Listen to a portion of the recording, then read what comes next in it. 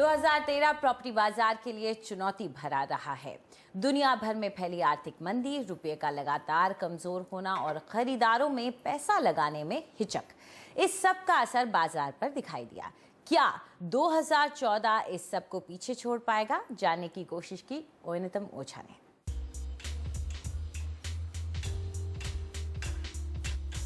2013 एक मुश्किल भरा साल रियल एस्टेट सेक्टर के लिए भी। गिरता रुपया, बढ़ती ब्याज दरें, महंगाई और नीतियों को लेकर सरकार की ढिलाई, इस सब ने ऐसा असर डाला कि खरीदारों ने प्रॉपर्टी में निवेश करने से तौबा कर ली। लेकिन इस नए साल से रियल एस्टेट सेक्टर को कई उम्मीदें हैं, खास तौर पर लोकसभा चुनावों के निपटते ही। Overall economy is going to be better and so with the real estate. According to me, if you say economy के साथ रियल एस्टेट भी बेहतर होगा चुनाव के बाद अगर स्थिर सरकार आती है। मंदी का असर भी कम होता जा रहा है। ऐसे में अगर अच्छी नीतियां बनती हैं तो आने वाले साल रियल एस्टेट इंडस्ट्री के लिए बेहतर रहेंगे। to come, all that has come, and now the enough has gone down, so we feel that the coming years going to be better for real estate industry. लेकिन बदलाव आना आसान नहीं है, खास तौर पर इसलिए क्योंकि किसी भी नीति के लागू होने में वक्त लगता है और इंडस्ट्री अपनी मांगों की फहरिस्त के साथ अभी से ही तैयार है। A single window clearance to be provided to the developers for faster and developers को सिंगल विंडो क्लियरेंस देना चाहिए जिससे पारदर्शी तरीके और तेजी से प्रोजेक्ट को हरी झंडी मिल सके। दूसरा, किफायती घर बनाने के लिए जमीन दी जाए। इसके अलावा विदेशी निवेश के इस्तेमाल के लिए नियमों में ढिलाई देनी चाहिए। needs to be extended to the mid segment as well. Real estate के ज्यादातर बड़े खिलाड़ी मानते हैं कि 2014 में प्रॉपर्टी की कीमतें बढ़ेंगी और इन्हें और ऊपर धकेलने का काम करेंगे जमीन अधिग्रहण कानून और regulator bill. We speculate the prices may even go up. I don't speculate that prices will remain stable or going down. हमारा अंदाजा है कि दाम बढ़ेंगे। ये मत सोचिए कि दाम स्थिर रहेंगे या घट जाएंगे। दाम घटने की कोई गुंजाइश नहीं है।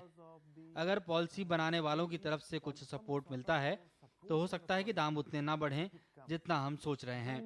The prices what we expect, that much it may not go up. जिस तरह अब लैंड रिफॉर्म बिल्स आए हैं, लैंड एक्विजिशन बिल आए हैं, उससे लैंड परचेज एक बहुत मुश्किल सब्जेक्ट हो गया, जिससे लैंड की अवेलेबिलिटी बहुत कम हो जाएगी, तो इससे प्राइसेस बहुत ऊपर जाएंगे। 2014 की एक और बड़ी चुनौती होगी 60,000 करोड़ रुपए के उन मकानों को बेचना जिन्हें अब तक खरीदार नहीं मिले हैं। एक अनुमान के मुताबिक सिर्फ मुंबई में ही 1,30,000 फ्लैट्स ऐसे हैं जो अभी तक बिके नहीं।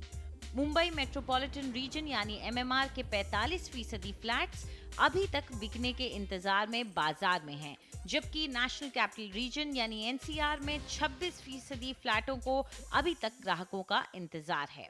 वहीं नए मकानों की बिक्री में भी इस साल की दूसरी तिमाही में पुणे, चेन्नई और दिल्ली NCR में 7 से 15% की गिरावट आई है।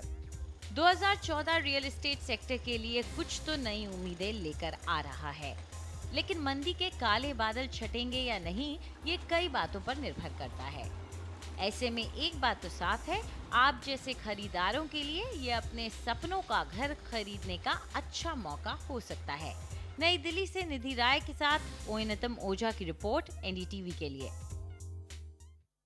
तो चलिए इस विषय पे और चर्चा करते हैं। हमारे साथ श्री गौरव गुप्ता हैं, जनरल सेक्रेटरी राजनगर एक्सटेंशन और डायरेक्टर हैं SG एस्टेट से, और इसके साथ हमारे साथ श्री निखिल जैन है, CEO रामप्रस्थ ग्रुप। आप दोनों का बहुत बहुत स्वागत है प्रॉपर्टी इंडिया में।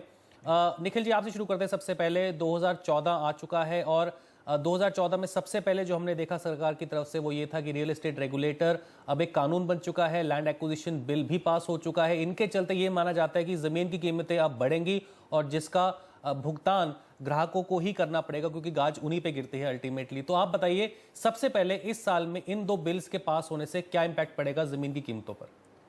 लैंड एक्विजिशन बिल से डेफिनेटली ज़मीन की कीमतें बढ़ेंगी, क्योंकि गवर्नमेंट ने जो एक्विजिशन प्राइस है उनका वो काफ़ी बढ़ा दिया है। जैसे आपने देखा है कि वो 2 गुना और 4 गुना वाला जो उन्होंने रूल निकाला है, उसके चलते जो लैंड ओनर्स हैं उनका एक मिनिमम थ्रेशोल्ड प्राइस काफ़ी बढ़ जाएगा और वो अगर डेवलपर को बेचेंगे भी तो ज़्यादा प्राइस पे बेचेंगे। अब जब डेवलपर का इनपुट कॉस्ट बढ़ेगा तो डेफिनेटली आउटपुट कॉस्ट भी बढ़ता जाएगा और तो एंड प्रोडक्ट मेरा भी मानना है कि महंगा हो जाएगा इससे। दूसरी चीज़, इससे लैंड ओनर्स लैंड बेचना स्लो कर देंगे, बिकॉज अभी क्लैरिटी नहीं है। नई गवर्नमेंट अभी बनेगी लोकसभा इलेक्शन के बाद, वो फिर एक्विजिशन करेंगे तो अभी थोड़ा समय लगेगा। तो लैंड एक्विजिशन भी ना सरकार करेगी ना प्राइवेट डेवलपर कर पाएंगे, तो उसके चलते अभी प्राइसेस बढ़ जाएंगे थोड़े से और।